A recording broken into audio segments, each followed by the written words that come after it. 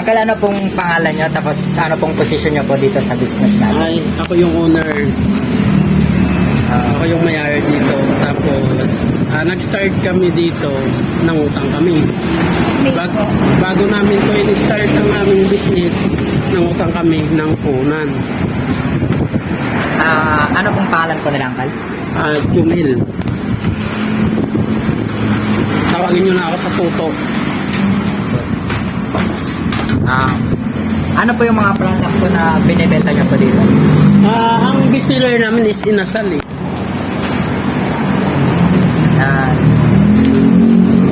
Next po is, ano po yung pinaka-unique na product nyo po dito na hindi po may kukumpara po sa mga ibang business? Siguro yung barbecue. Kasi kung sa ibang business, may mga chicken na eh. Yung barbecue ko kasi, malasa siya.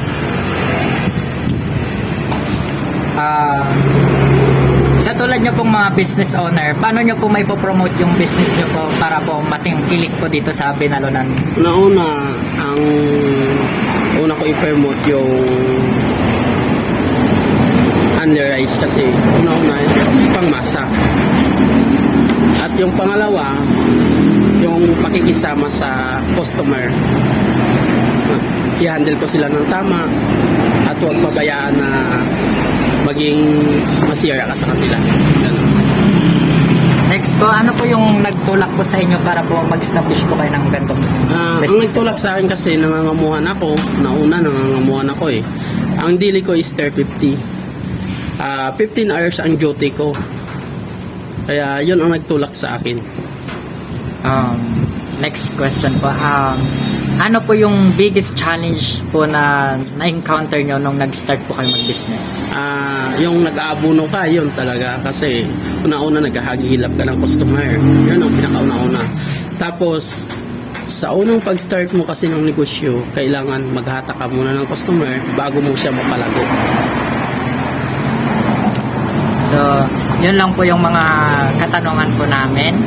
Tapos, salamat po sir sa pag-conduct po sa interview. Thank you.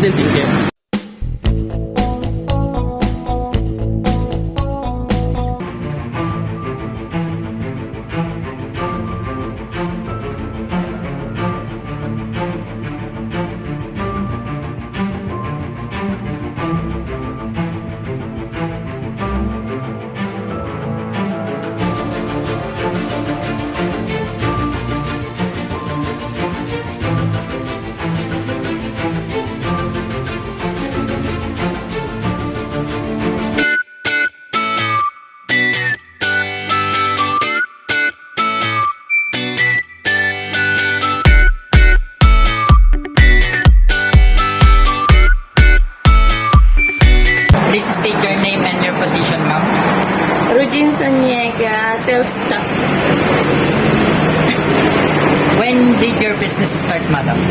2019, Pangasinan. What are your products na ino-offer po sa mga customer niyo po? Kasaba, pichi, inutak, and leche flan, nilupak, inutak, biko, saka marami pa. What makes your product unique from the other competitors, madam?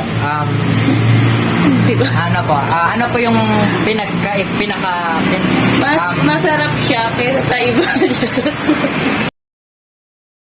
ano po yung mga biggest challenges na na-encounter niyo po nung nag-establish po kayo ng business niyo, ma'am? Yung mga masusungit na customer, gano'n. Wala silang, gusto nila yung mabilisan, gano'n. Siyempre, kailangan i-approach pa rin natin sila ng maayos. Last po, paano nyo po ma-differentiate yung business nyo po sa ibang business po? Mas okay dito kasi maganda. Okay lang, mga easy lang yung trabaho, gano'n. Okay na okay. Sige, yan lang. Thank you lang po. Thank you.